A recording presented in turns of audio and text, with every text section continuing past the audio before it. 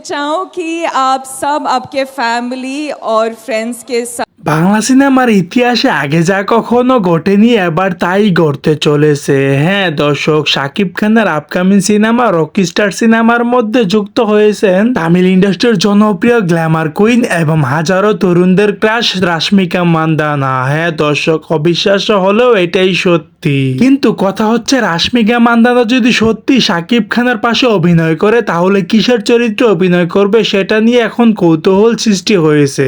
অন্যদিকে রাশমিকা মান্দানা সোশ্যাল মিডিয়ার মধ্যে একটি বার্তা প্রকাশ করেন, যেখানে স্পষ্ট লেখা ছিলেন, ভাবতেই পারছি না শাকিব খানের মতো এত বড় স্টারের নায়িকা হব, কারণ বাংলা সিনেমায় কাজ করার অভিজ্ঞতাই আলাদা। তাছাড়া শাকিব খান অনেক স্মার্ট এবং হ্যান্ডসাম, তার সঙ্গে কাজ করাটা সত্যি একটা আনন্দের বিষয়। দর্শক, একই স্ক্রিনে শাকিব খান ও রাশমিকা মান্দানাকে দেখতে কেমন লাগবে অবশ্যই আপনাদের ব্যক্তিগত মতামতটি জানাতে ভুলবেন না ভিডিওর কমেন্ট বক্সে।